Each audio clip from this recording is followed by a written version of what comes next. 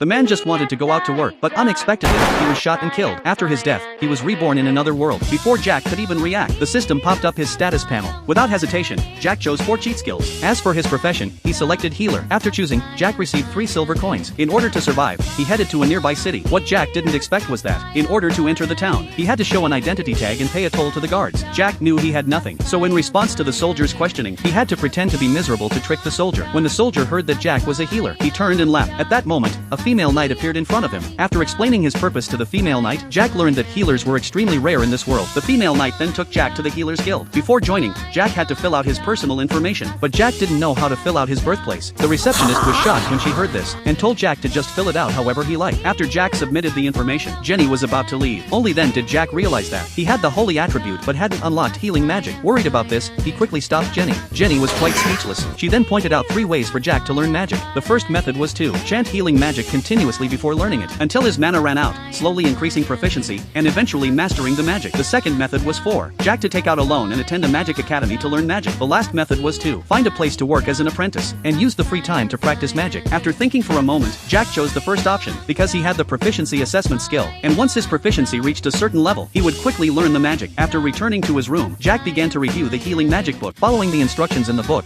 Jack tried to cast the magic, but his first attempt failed. However, at that moment, he suddenly realized something. Opening the attribute panel, he saw that his proficiency had increased, but the mana bar was only enough for him to use 10 times a day. So, Jack continuously cast healing magic.